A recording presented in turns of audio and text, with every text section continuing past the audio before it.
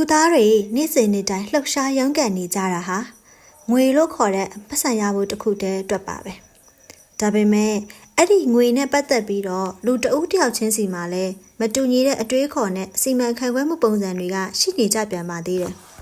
ဥပမာအားဖြင့်ပြောရမယ်ဆိုရင်တချို့ကငွေကိုနည်းနည်းပဲရှာပြီးတော့ချွေချွေတတာသုံးတယ်တချို့ကတော့ငွေကိုများများရှာပြီးများများသုံးတယ်တချို့ကကြတော့များများရှာနိုင်ပေမဲ့တင့်တော်ရောင်လောက်ပဲသုံးကြတယ်ဟောတချို့လူတွေကြပြန်တော့လဲနည်းနည်းပဲရှာနိုင်ပြီးသူများစီကအကျွေးယူသုံးတယ်စသဖြင့်အမျိုးမျိုးရှိကြပါတယ်စာရေးသူကဒီစာအုပ်ရဲ့အစပိုင်းမှာသူမြင်ဘူးခဲ့တဲ့စွန့်ဦးတစ်ထွင်စီးပွားရေးသမားတယောက်အကြောင်းကိုအခုလိုပြပြထားပါတယ်အဲ့ဒီလူက Los Angeles မြို့ကဟိုတယ်အကောင်းစားကိုလာပြီးဒေါ်လာ100ရန်တွေကိုအုပ်လိုက်ကင်သုံးလေးရှိပါတယ်။သူအရက်မူးလာပြီးဆိုရင်လည်းဝေတာတွေကိုပတ်စံပေးပြီးရွှေဒင်းကားပြားတွေတွားဝယ်ခိုင်းတတ်ပါသေးတယ်။ပြီးရင်အဲ့ဒီဒင်းကားပြားတွေကိုဇိမ်ခံရွက်လေပေါ်ကနေပင်လယ်ထဲကိုပစ်ပြီးကစားလေးရှိတယ်လို့ဆိုပါတယ်။တခါတော့ကဆိုရင်ဟိုတယ်ခန်းထဲကမီးအိမ်ကျကွဲသွားလို့မန်နေဂျာကဒေါ်လာ900ပြန်ရော်ပေးဖို့ပြောတဲ့အခါမှာသူကဒေါ်လာ9000ပေးပြီးတော့သူ့မျက်စိရှိကထွက်သွားဖို့မောက်မာပြောဆိုတာကိုတွေ့ရပါတယ်။ဒါပေမဲ့နောက်ထပ်နှစ်အနည်းငယ်ကြာပြီးတဲ့အချိန်မှာတော့အဲ့ဒီလူမွဲသွားတယ်လို့သိရပါတယ်။အဲ့ဒီစီးပွားရေးသမားဟာငွေကြေးနဲ့ပတ်သက်ပြီးမှားယွင်းတဲ့အတွေးခေါ်ရှိနေတာကြောင့်ပတ်စံတွေအများကြီးရှာနိုင်ခဲ့ပေမဲ့နောက်ဆုံးမှာလူမွဲတစ်ယောက်ဖြစ်သွားခဲ့တာကိုတွေ့ရပါလိမ့်မယ်။ဒါကြောင့်ကြွယ်ဝချမ်းသာဖို့ဆိုတာငွေရှာနိုင်မှုတစ်ခုတည်းမဟုတ်ဘဲငွေကြေးနဲ့ပတ်သက်တဲ့အတွေးခေါ်အယူအဆတွေပါမှန်ကန်နေဖို့လိုအပ်ပါတယ်။ဒါဆိုရင်လူတွေဘာကြောင့်ပတ်စံကိုမစင်မကျင်သုံးနေကြတာလဲ။ပတ်စံများများသုံးနိုင်တာကိုချမ်းသာတယ်လို့ခေါ်ရလား။တကယ်ချမ်းသာကြွယ်ဝမှုအစ်စ်ဆိုတာကရောဘာလဲ။ငွေကိုဘလို့စိတ်တက်မျိုးနဲ့ရှာဖွေသင့်တယ်လဲ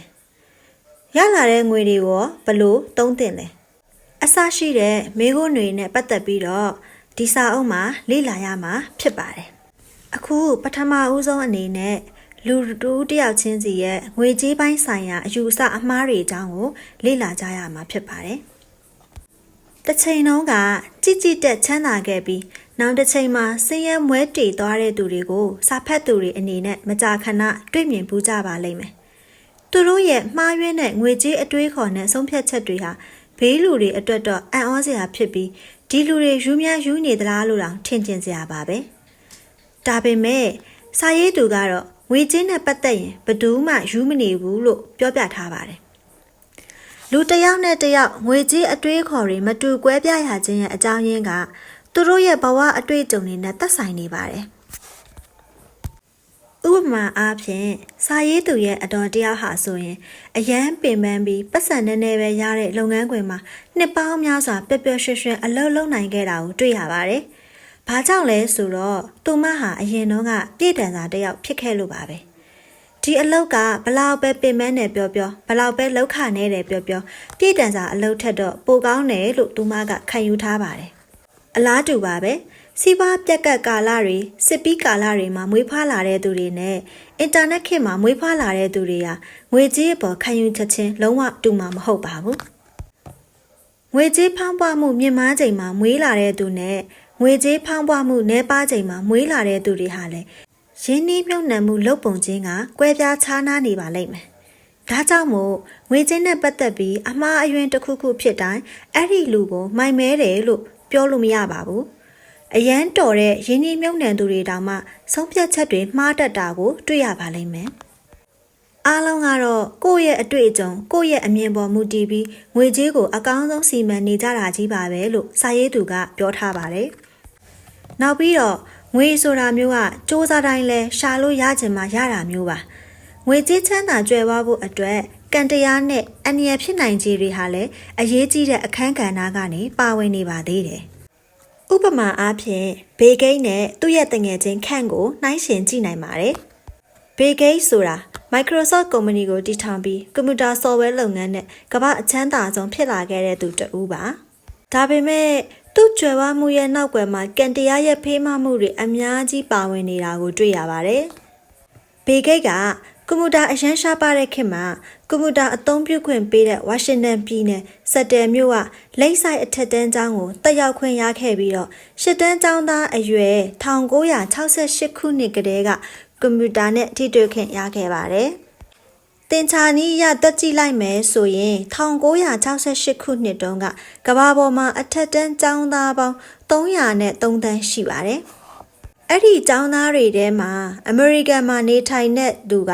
လူ18တန်းလောက်ရှိပါတယ်။အဲ့ဒီတဲကကျောင်းသား2,900,000လောက်ကတော့ဝါရှင်တန်ပြည်နယ်မှာနေပါတယ်။အဲ့ဒီတဲကကျောင်းသား3သိန်းလောက်ကစက်တယ်မြို့မှာနေထိုင်ပါတယ်။အဲ့ဒီကျောင်းသား3သိန်းထဲမှာလဲလူ300လောက်ပဲလိပ်ဆိုင်ကျောင်းကိုတက်ခွင့်ရပါတယ်။ဒီတော့ဘေဂိတ်ကရွယ်တူကျောင်းသား303တန်းတဲကကံအကောင်းဆုံးကျောင်းသား300ထဲမှာပါဝင်တယ်လို့ပြောရမလို့ပါပဲ။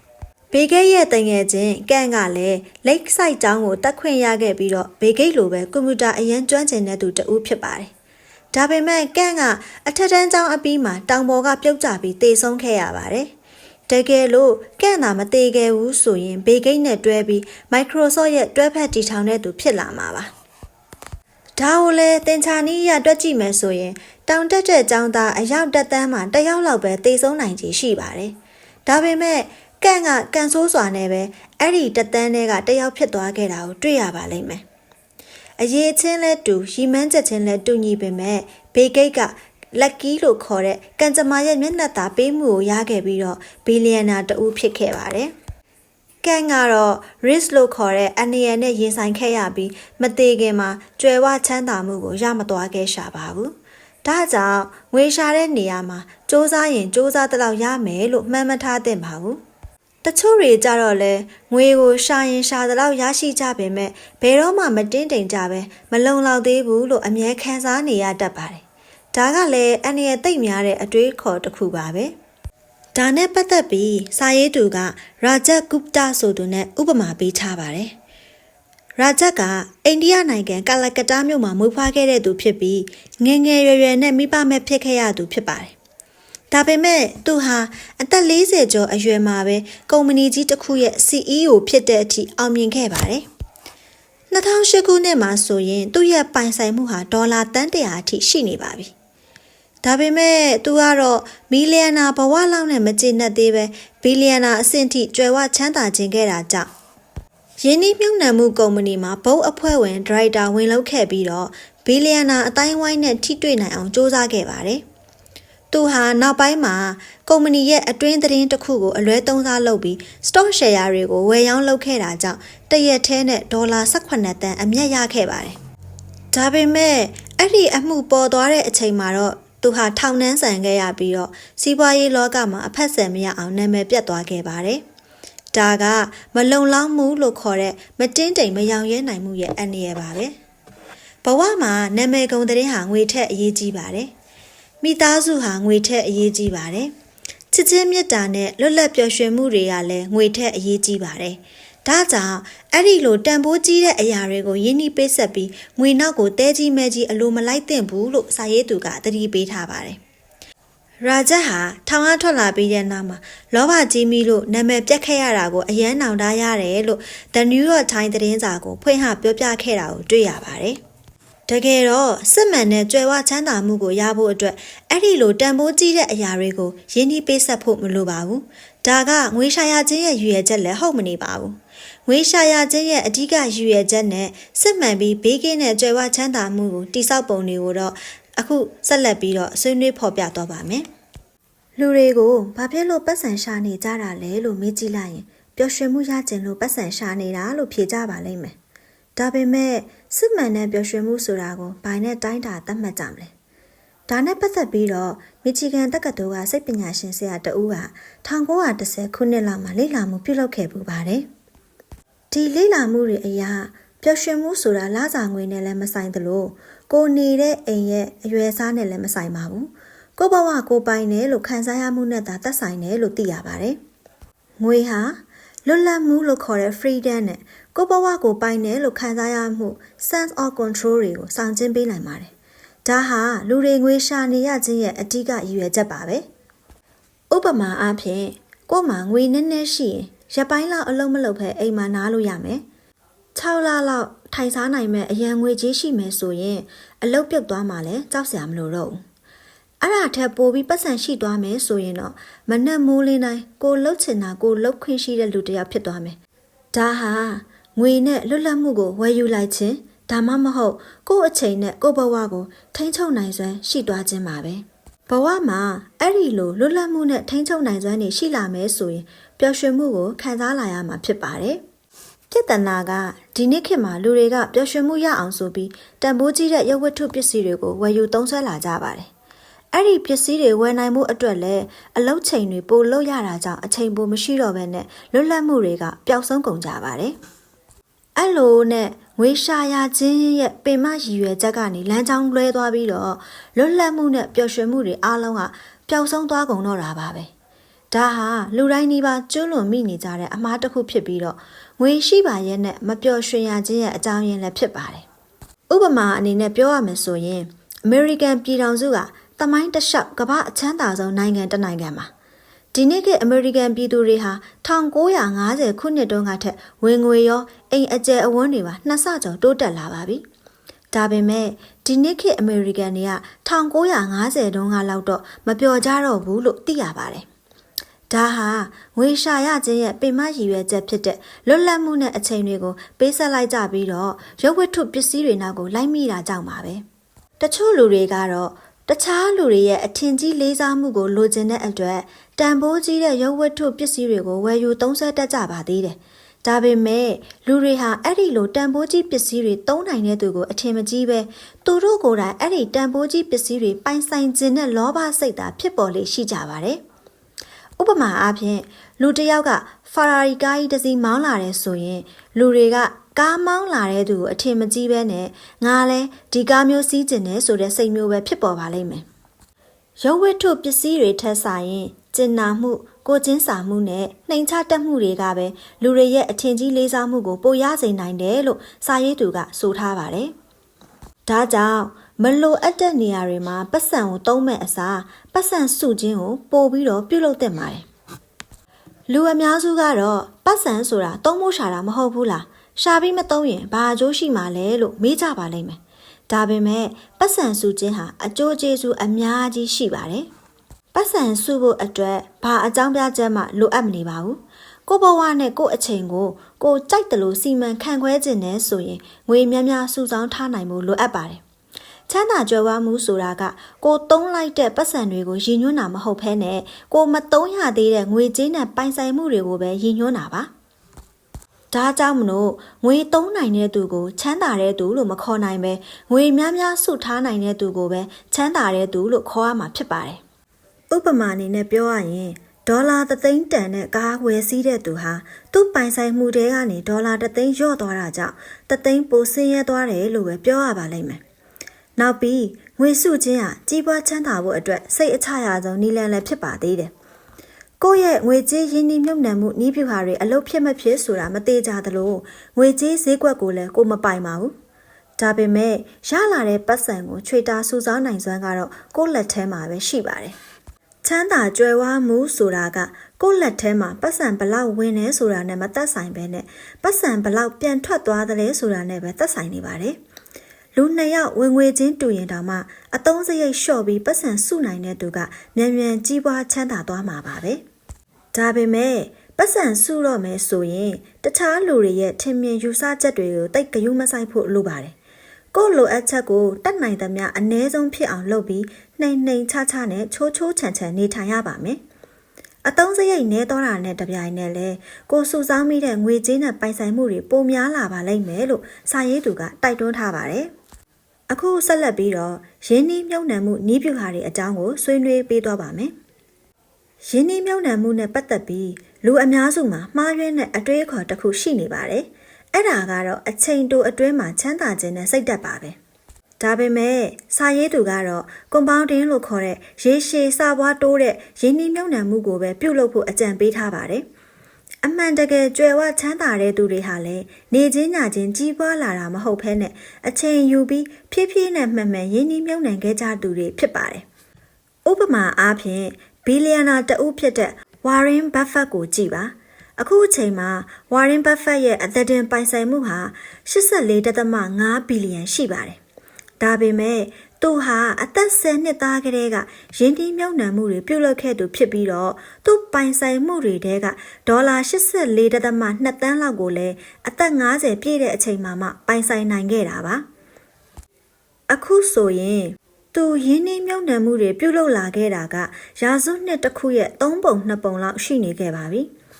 Warren Buffett ဟာရင်းနှီးမြှုပ်နှံမှုကဏ္ဍကိုအရန်ကျွမ်းကျင်ပေမဲ့သူ့ရဲ့တကယ်လှုပ်ရချက်ကအချိန်ပဲဖြစ်ပါတယ်။ဒါကြောင့်ငွေရှာတဲ့အခါမှာအန္တရာယ်များတဲ့ဖြတ်လန်းနည်းတွေကိုမလိုက်ဖဲနဲ့ compounding နည်းစနစ်နဲ့အချိန်ယူပြီးရင်းနှီးမြှုပ်နှံသွားသင့်တယ်လို့စာရေးသူကတိုက်တွန်းထားပါတယ်။ပါနတ်တဲ့ရင်းနှီးမြှုပ်နှံတဲ့သူတယောက်ဟာတစ်ချက်တည်းနဲ့တတိဖြစ်ခွေးဖြစ်ဆုံးဖြတ်ချက်မျိုးဘယ်တော့မှမချပဲရေရှည်အတွက်ပဲစဉ်းစားလေးရှိပါတယ်။ဒါပေမဲ့လောကကြီးမှာအမှားမလုံးမိတဲ့သူကတော့ဘယ်သူမှမရှိပါဘူး။ရင်းနှီးမြှုပ်နှံမှုနဲ့ပတ်သက်လာရင်လည်းအမှားတွေအများကြီးကြားတဲ့ကမှန်ကန်တဲ့ဆုံးဖြတ်ချက်အ ਨੇ စုကပဲကိုယ့်ရဲ့ကြွယ်ဝချမ်းသာမှုကိုအဆုံးဖြတ်ပေးတာတွေ့ရပါလိမ့်မယ်။အဲ့ဒီလိုအများကြီးတဲ့ကနေအ ਨੇ စုကသာအကြီးကျယ်အောင်မြင်တာမျိုးကိုတော့ tail effect လို့လည်းခေါ်ကြပါတယ်။ဆိုလိုတာကတော့အမီးရှည်လေးကောင်းလေရင်းနှီးမြှုပ်နှံမှုတွေများများဖြန့်ခွဲထားလေကောင်းလေဆိုတဲ့သဘောပဲဖြစ်ပါတယ်။ဥပမာအားဖြင့် Disney ကုမ္ပဏီကိုကြည့်ပါ။ Disney ဟာ1930ပြည့်နှစ်တွေမှာကာတွန်းဇာတ်လမ်းတို400ကျော်လောက်ထိရိုက်ကူးထုတ်လုပ်ခဲ့ပါတယ်။ဒါပေမဲ့အဲ့ဒီဇာတ်ကားတွေထဲမှာ Snow White နဲ့လူပုလေး9ယောက်ဆိုတဲ့ဇာတ်ကားတကားတွေကပဲအကြီးအကျယ်အကျိုးမြတ်ရခဲ့တာကိုတွေ့ရပါတယ်။ Snow White ရဲ့အောင်မြင်မှုကြောင့်Disney ဟာအကျွေးတွေအားလုံးပြန်ဆက်နိုင်ခဲ့တယ်လို့အော်စကာဆုပါရခဲ့တာကြောင့်ကမ္ဘာကျော်စတူဒီယိုတစ်ခုဖြစ်သွားခဲ့ပါတယ်။ဇာတ်ကား400တဲကတကားပဲအကြီးကျယ်အောင်မြင်သွားခြင်းဟာ Disney ရဲ့ tail effect ပါပဲ။အလားတူပဲငွေကြေးရင်းနှီးမြှုပ်နှံမှုလောကဟာလည်း tail effect နဲ့ပဲလဲပတ်နေတာကိုတွေ့ရပါလိမ့်မယ်။ဥပမာအနေနဲ့ American ပြည်ထောင်စုကအကြီးဆုံးကုမ္ပဏီ3000ရဲ့ share တန်ဖိုးကိုတပေါင်းနဲ့စုထားတဲ့ Russell 3000 Index အညွှန်းကိန်းကိုကြည့်ပါ။ Index ရဲ့တန်ဖိုးဟာလက်ရှိအချိန်မှာ1980ကထက်83ဆလောက်ပိုမြင့်နေပါပြီ။ဒါပေမဲ့အဲ့ဒီကုမ္ပဏီအားလုံးတဲက9%လောက်ကပဲ Index တန်ဖိုးကိုမြင့်တက်လာစေတာဖြစ်ပြီးတော့ကျန်တဲ့ကုမ္ပဏီတွေကတော့ share တန်ဖိုးတွေကျဆင်းသွားကြတာကိုတွေ့ရပါတယ်။ Microsoft နဲ့ Walmart တို့လိုကုမ္ပဏီအနည်းချင်းရဲ့အောင်မြင်မှုကကျန်တဲ့ကုမ္ပဏီထောင်ပေါင်းများစွာရဲ့ကြာရှုံးမှုကိုကာမိခဲ့တာကိုလည်းတွေ့ရပါလိမ့်မယ်။အောင်မြင်တဲ့ကုမ္ပဏီတစ်ခုချင်းရဲ့အတွင်းပိုင်းကိုလေ့လာကြည့်မယ်ဆိုရင်လည်း tail effect ကိုတွေ့ရမှာပါပဲ။ဥပမာအားဖြင့် Amazon ကုမ္ပဏီမှာထုတ်ကုန်တဲ့ဝန်ဆောင်မှုပေါင်းရာနဲ့ချီရှိပေမဲ့သူတို့ရဲ့အဓိကဝင်ငွေက Amazon Prime နဲ့ Amazon Web Service တွေကရတာကိုတွေ့ရပါတယ်။ Apple ကလည်းသူတို့ရဲ့အဓိကဝင်ငွေကို iPhone တွေကနေပဲရရှိပါတယ်။ Warren Buffett ရဲ့ကုမ္ပဏီကလည်း stock share အမျိုးအစားပေါင်း400ကနေ900လောက်ထိပိုင်ဆိုင်ပေမဲ့အဲ့ဒီတဲက stock share 10ခုလောက်ကပဲကုမ္ပဏီကိုအကြီးအကျယ်အကျိုးမြတ်ရစေတယ်လို့ဆိုပါတယ်။တကယ်လို့အဲ့ဒီထိပ်တန်း stock share 10ခုကိုသာဖယ်ထုတ်လိုက်မယ်ဆိုရင်Warren Buffett ရဲ့ကုမ္ပဏီကတာမန်ကုမ္ပဏီတစ်ခုအစ်စ်ပဲဖြစ်သွားပါလိမ့်မယ်။ဒါကြောင့်လဲရင်းနှီးမြှုပ်နှံမှုမှာကိုယ်ဆုံးဖြတ်ချက်မှန်လားမှားလားဆိုတာကတိတ်အရေးမကြီးပါဘူး။မှန်သွားတဲ့ဆုံးဖြတ်ချက်တွေကပတ်စံဘလောက်ရတယ်လဲမှားသွားတဲ့ဆုံးဖြတ်ချက်တွေကပတ်စံဘလောက်ဆုံးရှုံးသွားတယ်လဲဆိုတာကပဲပိုအရေးကြီးပါတယ်လို့ဘီလီယံနာတဦးကပြောခဲ့ပါတယ်။ကိုယ်ဆုံးဖြတ်ချက်တွေရဲ့ထက်ဝက်လောက်မှားသွားခဲ့မယ်ဆိုရင်တော့ကျွယ်ဝချမ်းသာမှုလမ်းစီကိုအပြုံးမပြတ်ဖဲတက်လှမ်းနိုင်သေးတယ်ဆိုတာကိုဘယ်တော့မှမမေ့ပါနဲ့။နောက်ထပ်သိထားတဲ့အတွေးခေါ်တစ်ခုကတော့ရင်းနှီးမြှုပ်နှံမှုလုပ်တဲ့အခါမှာကိုယ်တိုင်စိတ်ဝင်စားပြီးကိုယ်စိတ်ထဲမှာကြောင်းကျိုးသင့်ဖြစ်တယ်လို့ထင်တဲ့လုပ်ငန်းတွေကိုဦးစားပေးဖို့ပါပဲ။ US ရဲ့ stock share သမိုင်းကိုကြည့်လိုက်မယ်ဆိုရင်တရက်ထဲနဲ့အမြတ်ရနိုင်ခြေဟာ90%ပဲရှိပါတယ်။ stock တွေကိုတစ်နှစ်လောက်ကင်ထားနိုင်မယ်ဆိုရင်တော့အမြတ်ရနိုင်ခြေ68%နဲ့10နှစ်ကင်ထားနိုင်မယ်ဆိုရင်88%နှစ်20ကင်ထားနိုင်မယ်ဆိုရင်အမြတ်ရဖို့100%အထိသေကြပါတယ်။ဆိုလိုတာကတော့အမြတ်ရမှာသေကြခြင်းနဲ့ဆိုရင် stock တစ်ခုကိုကြာကင်ထားနိုင်ဖို့လိုတယ်ဆိုတဲ့သဘောပါပဲ။ဒါပေမဲ့ကိုဝယ်ထားတဲ့ stock share ကကိုစိတ်မဝင်စားတဲ့ကုမ္ပဏီမျိုးဖြစ်နေမယ်ဆိုရင်ဈေးနည်းနည်းကျတာနဲ့ပြန်ရောင်းခြင်းတဲ့စိတ်ကပေါ်လာပါလိမ့်မယ်။ ကိုစိတ်ဝင်စားတဲ့ကုမ္ပဏီဆိုရင်တော့ဈေးကျချိန်မှာတော့ကို့အတွက်ကအဓိပ္ပာယ်တစ်ခုခုရှိနေမှာပါဒါကြောင့်တခါတလေမှာစည်ရင်းစရာနဲ့ကိန်းကနန်းတွေကိုပါမကဘဲနဲ့ကိုယ်စိတ်ခံစားချက်တွေကိုလည်းထည့်သွင်းစဉ်းစားဖို့လိုတယ်လို့စာရေးသူကအကြံပေးထားပါတယ်လူအများစုကတော့ရင်းနှီးမြှုပ်နှံမှုလုပ်တဲ့အခါမှာအတိတ်သမိုင်းကြောင်းတွေကိုပြန်ကြည့်ပြီးအနာဂတ်ကိုခန့်မှန်းတတ်ကြပါတယ်ဒါပေမဲ့စာရေးသူကတော့အတိတ်ကိုပြန်ကြည့်ုံနဲ့အနာဂတ်ကိုမြင်နိုင်မှာမဟုတ်ဘူးလို့သတိပေးထားပါတယ်အတိတ်သမိုင်းဆိုတာကမမျှော်လင့်တဲ့အဖြစ်အပျက်တွေနဲ့ပြည့်နှံနေတာပါ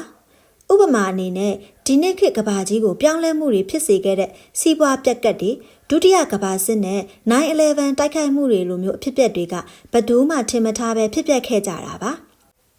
ဒီလိုဖြစ်ရက်တွေကိုပြန်ကြည့်ရုံနဲ့လဲအနာဂတ်မှာဘာတွေဆက်ဖြစ်လာမယ်လို့ဘယ်သူမှမှန်းဆလို့မရပါဘူးဒါကြောင့်အတိတ်မှာအလုပ်ဖြစ်ခဲ့တဲ့နည်းဗျူဟာတွေကိုပဲပုံအောပြီးတော့မယုံကြည်မိပါစေနဲ့အတိတ်ကိုပြန်ကြည့်ပြီးအနာဂတ်ကိုခန့်မှန်းမယ်ဆိုရင်လွဲမှာကျိန်းသေးတယ်လို့စာရေးသူကသတိပေးထားပါတယ်ဒါဆိုရင်မရေရာမသေးကြတဲ့အနာဂတ်အတွက်ဘလို့ရင်းနှီးမြှုပ်နှံမှုစီမံကိန်းတွေချမှတ်သင့်တယ်လဲဒါနဲ့ပတ်သက်ပြီးတော့စာရေးသူက room for error သို့မဟုတ် margin of safety လို့ခေါ်တဲ့အမှားအယွင်းတန်ကိုခံနိုင်ရရှိအောင်ကြိုတင်ပြင်ဆင်ဖို့အကြံပေးထားပါတယ် room for error ဆိုတာကိုပိုနားလည်သွားအောင်ဖဲကစားတာနဲ့ဥပမာပေးပါမယ်ကာစီနိုယုံသွားပြီးဖဲကစားတဲ့အခါမှာအနိုင်အရှုံးကိုအတိအကျခံမှန်းလို့မရပါဘူးဒါကြောင့်ကိုယ်မှာရှိတဲ့ပတ်စံကိုအပုံ100လောက်ပုံပြီးခွဲထိုးမယ်ဆိုရင်အမားခံနိုင်တဲ့ room for error ရရှိသွားပါလိမ့်မယ်ဥပမာအားဖြင့်ကိုယ်မှာဒေါ်လာ1000ရှိတယ်ဆိုရင်တပွဲကိုဒေါ်လာ100လောက်ပဲထိုးတာမျိုးပေါ့ဘေဂိတ်နဲ့ဝါရင်ဘတ်ဖက်တို့လိုဘီလီယံနာတွေကလည်း room for error သဘောတရားကိုနားလည်သဘောပေါက်ကြတာကိုတွေ့ရပါတယ်Microsoft ကုမ္ပဏီကိုတည်ထောင်ကာစမှာဘေဂိတ်ကကျွန်တော်တို့ကုမ္ပဏီမှာဝင်ငွေလုံးဝမရှိခဲ့ဘူးဆိုရင်တောင်ဝန်ထမ်းတွေကိုတစ်နှစ်စာလစာပေးနိုင်အောင်ကြိုတင်ပြင်ဆင်ထားတယ်လို့ပြောခဲ့ပူပါတယ်။ Warren Buffett ကလည်းကျွန်တော်တို့ကုမ္ပဏီမှာငွေပိုငွေရှမ်းအမြဲတမ်းထားပြီးလက်ပတ်ဖို့အတွက်ကျွန်တော်ကတိပေးပါတယ်လို့သူ့ရဲ့ဘုတ်အဖွဲ့ဝင်တွေကိုပြောကြားခဲ့ဘူးတာတွေ့ရပါတယ်။စီးပွားရေးနဲ့ငွေကြေးရင်းနှီးမြှုပ်နှံမှုတွေမှာလည်းအဲ့ဒီလို room for error လေးတွေရှိဖို့လိုအပ်ပါတယ်စာရေးသူကတော့ကိုယ့်ရဲ့ပိုင်ဆိုင်မှုတွေ30%လောက်တန်ဖိုးကျသွားရင်ခံနိုင်ရရှိအောင်ကြိုတင်စဉ်းစားထားဖို့နဲ့ရင်းနှီးမြှုပ်နှံမှုတွေကိုနေရာစုံမှာခွဲဖြန့်ထားဖို့ပင်စင်ယူချိန်အတွက်ပတ်စံကြိုစုထားဖို့စတာတွေကိုအကြံပေးထားပါတယ်။စာရေးသူကိုယ်တိုင်ကလည်းအနာဂတ်မှာသူစုဆောင်းမိမယ်လို့မှန်းထားတဲ့ငွေပမာဏကို3 ပုံ 1 ပုံလောက်အမြဲတမ်း short တွက်ထားလိမ့်ရှိတယ်လို့ဆိုပါတယ်။နောက်ထပ်သတိထားရမှာတစ်ခုရှိပါသေးတယ်။အဲ့ဒါကတော့သူများစီကပတ်စံချီးပြီးလုပ်ငန်းတိုးချဲ့တဲ့ကိစ္စပါအဲ့ဒီလုပ်ရက်ကလုပ်ငန်းကိုတိုးတက်စေနိုင်တယ်ဆိုပေမဲ့ကြာရှုံးသွားခဲ့မယ်ဆိုရင်တော့ room for error လုံးဝမရှိတော့ပဲကစားပွဲတွေကအပီးထွက်သွားရတတ်ပါတယ်ပတ်စံချီးပြီးလှုပ်ထားတဲ့စီးပွားရေးလုပ်ငန်းတွေအတွက်တကြော့ပြန်အခွင့်အရေးဆိုတာလည်းမရှိနိုင်တော့ပါဘူးရေရှည်ရင်းနှီးမြှုပ်နှံမှုလုပ်ဖို့ဆိုတာအပြောလွယ်သလောက်လက်တွေ့အကောင့်ထဲပေါ်ဖို့ကတော့ခက်ခဲတတ်ပါတယ်ဒီအခန်းမှာတော့ငွေကြေးစုဆောင်းရေးခရီးလမ်းမှာသတိထားရမယ့်အချက်တွေကိုပြောပြပေးသွားမှာဖြစ်ပါတယ်။ပထမဆုံးသတိထားရမယ့်အချက်ကတော့ကြွယ်ဝချမ်းသာခြင်းရင်ထိုက်တဲ့တန်ဖိုးတော့ပေးဆက်နိုင်ရမယ်ဆိုတဲ့အချက်ပါပဲ။လောကမှာဘယ်အရာမှအလကားမရပါဘူး။အရာရာတိုင်းမှာသတ်မှတ်ထားတဲ့တန်ဖိုးရှိသလိုငွေကြေးရင်းနှီးမြှုပ်နှံမှုမှာလည်းကိုယ့်ဘက်ကပေးဆက်ရမယ့်တန်ဖိုးရှိပါတယ်။အဲ့ဒီတန်ဖိုးဆိုတာကငွေအရင်းအနှီးတစ်ခုတည်းကိုဆိုလိုတာမဟုတ်ပါဘူး။ဒီနေရာမှာပြောတဲ့တန်ဖိုးဆိုတာကမရေရာမသေးကြမှုတွေကြောက်ရွံ့မှုတွေတန်တရားဝင်မှုတွေနဲ့နောင်တရမှုတွေကိုဆိုလိုတာပါဒီလိုခံစားချက်တွေဟာကြွယ်ဝချမ်းသာမှုအတွက်ပေးဆက်ရမယ့်တန်ဖိုးတစ်ခုပါပဲရင်းနှီးမြှုပ်နှံသူတစ်ယောက်ကအဲ့ဒီလိုစိတ်ခံစားချက်တွေကိုခံနိုင်ရရှိမှပဲခိုင်မာတဲ့ရေရှည်ရင်းနှီးမြှုပ်နှံမှုတွေပြုလုပ်နိုင်ပါလိမ့်မယ်မရေရာမသေးကြမှုတွေကိုလက်မခံနိုင်တဲ့သူတွေကတော့ရေရှည်တောက်မခံနိုင်တာကြောင့်ပတ်စံမြန်မြန်ရအောင်ဆိုပြီးဈေးကစားတာမျိုးတွေပြုလုပ်လိရှိကြပါတယ်။ဒါက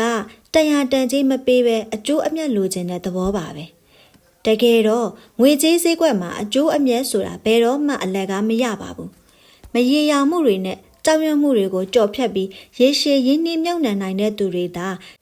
ထိုက်တန်တဲ့အကျိုးမြတ်တစ်ခုကိုရမှာဖြစ်တယ်လို့စာရေးသူကတတိပေးဖော်ပြထားပါတယ်။ဒ ဒုတိယမြောက်သတိထားရမယ့်အချက်တစ်ခုကတော့လူတစ်ယောက်နဲ့တစ်ယောက်ကငွေကြေးရည်မှန်းချက်ချင်းမတူညီတဲ့အတွက်တခြားလူတွေလှုပ်တိုင်းလိုက်မလှုပ်သင့်ဘူးဆိုတဲ့အချက်ပါပဲငွေကြေးဈေးကွက်မှာရင်းနှီးမြှုပ်နှံသူတွေအများကြီးရှိပါတယ်ဒါပေမဲ့အဲ့ဒီလူတွေကသူတို့ရဲ့ရည်မှန်းချက်အသီးသီးပေါ်မူတည်ပြီးမတူညီတဲ့ရင်းနှီးမြှုပ်နှံမှုဆိုင်ရာဆုံးဖြတ်ချက်တွေကိုချမှတ်ကြပါလိမ့်မယ်ဥပမာအနေနဲ့တချို့ကငွေမြန်မြန်ရကျင်လို့တထေးဖြစ်ခွေးဖြစ်ဈေးကစားတယ်တချို့ကတော့ခိုင်မာတဲ့ရေရှည်ရင်းနှီးမြှုပ်နှံမှုတွေလုပ်တယ်စသဖြင့်ပေါ့ဈေးကစားတဲ့လူတွေဟာဘယ်စတော့ကိုမဆိုရေရှည်မကြည့်ပဲရေတိုအကျိုးမြတ်ရဖို့ကိုသာဦးစားပေးတတ်ကြပါတယ်ဒီလိုလူတွေကတော့ညနေဈေးပိတ်လို့သူတို့ဝယ်ဈေးထက်မြက်လောက်တယ်လို့ထင်ရင်ဘလောက်ဈေးကြီးကြီးဝယ်ကြမှာပါပဲကိုကရေရှည်ရင်းနှီးမြှုပ်နှံမဲ့သူဖြစ်ပြီးသူတို့နောက်ကလိုက်လုံမိမယ်ဆိုရင်တော့ဆုံးရှုံးမှုတွေအများကြီးဖြစ်ပေါ်လာနိုင်ပါတယ်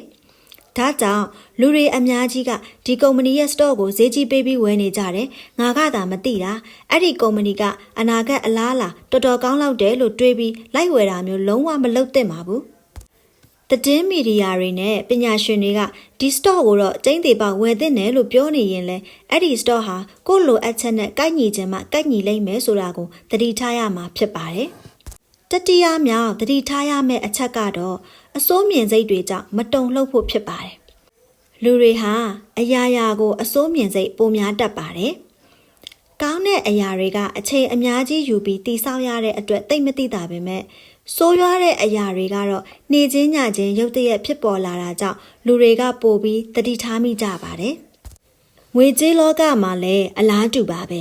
စတော့ရှယ်ယာဈေး1%မြင့်တက်လာတာကိုဘယ်သတင်းမှမဖော်ပြကြပေမဲ့1%လောက်ကျသွားတယ်တော့အနီရောင်စလုံးအကြီးကြီးတွေနဲ့ရေးသားဖော်ပြကြတာကိုတွေ့ရပါလိမ့်မယ်စီးပွားရေးလောကမှာအမြဲမှန်တဲ့ theory တစ်ခုရှိပါသေးတယ်အဲ့ဒါကတော့အရန်ကောင်းတဲ့အခြေအနေရောအရန်ဆိုးတဲ့အခြေအနေရောနှစ်ခုလုံးကြာမခံဘူးဆိုတော့ theory ပါဘာကြောင့်လဲဆိုတော့အဲ့ဒီလိုအစွန်းရောက်တဲ့အခြေအနေတွေမှာဈေးကွက်ရဲ့ဝယ်လိုအားနဲ့ရောင်းလိုအားတွေသူ့အလိုလိုချိန်ညှိပြီးအပြောင်းအလဲဖြစ်သွားနိုင်လို့ပါပဲဒါကြောင့်တခြားလူတွေဘလောက်ပဲအစိုးမြင်နေကိုယ်စိတ်မတုံလှုပ်ဖို့နဲ့အစိုးမြင်စိတ်မလွန်ကဲအောင်ထိမ့်သိမ်းဖို့စာရေးသူကတိုက်တွန်းထားခြင်းဖြစ်ပါတယ်နောက်ဆုံးအချက်ကတော့ငွေကြေးလောကရဲ့ပုံမြင်တွေနဲ့စိတ်ကူးယဉ်ဇာတ်လမ်းတွေကိုသတိထားဖို့ဖြစ်ပါတယ်လူအများစုကတော့ငွေကြေးလောကနဲ့ပတ်သက်ရင်ကိန်းဂဏန်းအချက်အလက်တွေကသာအရေးကြီးဆုံးဖြစ်တယ်လို့ထင်ကြပါလိမ့်မယ်ဒါပေမဲ့ငွေကြေးလောကကိုတကယ်မောင်းနှင်နေတာကစိတ်ကူးယဉ်ဇာတ်လမ်းတွေပဲဖြစ်တယ်လို့စာရေးသူကဆိုပါတယ်လူတွေရဲ့စိတ်ထဲမှာယုံကြည်နေတဲ့ဇာတ်လမ်းတွေပြောင်းသွားတာနဲ့ဈေးကွက်တစ်ခုလုံးကလည်းပြောင်းလဲသွားတော့တာပါပဲဥပမာအားဖြင့်2009ခုနှစ်ရဲ့အမေရိကန်ပြည်သူတွေဟာ2008ခုနှစ်တုန်းကထက်ဒေါ်လာ16 trillion လောက်ပိုဆင်းရဲကြပါတယ်2009ခုနှစ်ရဲ့အလုပ်လက်မဲ့ဥယျာဉ်ဟာလည်း2008ခုနှစ်ကထက်10သန်းလောက်ပိုများပါတယ်အချိန်2နှစ်အတွင်းမှာဒီလိုကြီးမားတဲ့ပြောင်းလဲမှုတွေကိုဖြစ်စေခဲ့တာလူတွေစိတ်ထဲမှာလက်ခံယုံကြည်ထားတဲ့ဇာတ်လမ်းတွေပြောင်းလဲသွားခြင်းကြောင့်ပါပဲ2008ခုနှစ်စီးပွားပြက်ကတ်မဖြစ်ခင်2008ခုနှစ်မှာတော့ကအမေရိကန်ရဲ့စီးပွားရေးဟာနောက်2နှစ်အတွင်းမှာထပ်မံတိုးတက်လာလိမ့်မယ်။အိမ်ချမ်းမြေဈေးတွေလည်းထပ်တက်လာအောင်မယ်။အဆရှိတဲ့စိတ်ကူးယဉ်ဇာတ်လမ်းတွေကိုလူတွေကယုံစားခဲ့ကြပါတယ်။ဒီတော့အိမ်ချမ်းမြေတွေဈေးကောင်းခဲ့ပြီးဘဏ်တွေကလည်းအကျိုးအမြတ်အများကြီးရရှိခဲ့ကြပါတယ်။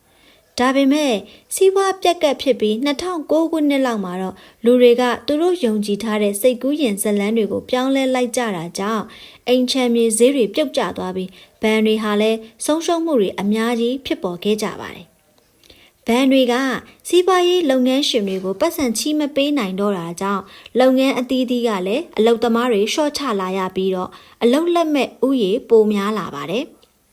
အလုံးမရှိတော့ဝင်ငွေမရှိဘူးဝင်ငွေမရှိတော့လူတွေပတ်စံမသုံးနိုင်တော့ဘူးလူတွေပတ်စံမသုံးနိုင်တဲ့အခါကျတော့လုပ်ငန်းရှင်တွေကအလုပ်သမားတွေထပ်လျှော့ချနဲ့အဲ့ဒီလိုနဲ့ပဲတန်တရားတွေလဲသွားပါတော့တယ်ဒါတွေအားလုံးဟာလူတွေရဲ့ယုံကြည်မှုအပြောင်းလဲတွေကြောင့်ပေါ်ပေါက်ခဲ့ရတာပဲဖြစ်ပါတယ်စိတ်ကူးယဉ်ဇာတ်လမ်းတွေကငွေကြေးဈေးကွက်ကိုမောင်းနှင်နိုင်တဲ့အကြီးမားဆုံးစွမ်းအားတွေပါပဲဒါပေမဲ့စိတ်ကူးယဉ်ဇာတ်လမ်းတစ်ခုကိုယုံမိပြီဆိုရင်ရင်းနှီးမြှုပ်နှံမှုနဲ့ပတ်သက်တဲ့ဆုံးဖြတ်ချက်တွေမှာဗလိုက်မှုတွေကလည်းပါဝင်သွားတတ်ပါသေးတယ် ဒီဇလန်တွေကကိုယ့်ကိုယုံကြည်မှုလွန်ကဲစေပြီးတော့အနာဂတ်ကိုအတိအကျတွက်ချက်နိုင်တယ်လို့လည်းအထင်ရောက်သွားစေနိုင်ပါတယ်။ဒါကြောင့်ငွေကြေးရင်းနှီးမြှုပ်နှံမှုနဲ့ပတ်သက်လာတဲ့အခါမှာလူတွေကြားမှာရေပန်းစားနေတဲ့စိတ်ကူးရင်ဇလန်းတွေကိုအယုံမလွန်မိဖို့သတိထားသင့်တယ်လို့စာရေးသူကအကြံပေးထားခြင်းဖြစ်ပါတယ်။အခုနားထောင်ခဲ့ရတာကတော့ The Psychology of Money ဆိုတဲ့စာအုပ်ရဲ့အနှစ်ချုပ်တွေပဲဖြစ်ပါတယ်။နားထောင်ပေးခဲ့ကြတဲ့တဦးတယောက်ချင်းစီနဲ့ subscriber တဦးတယောက်ချင်းစီကိုလည်းကျေးဇူးအထူးတင်ရှိပါတယ်။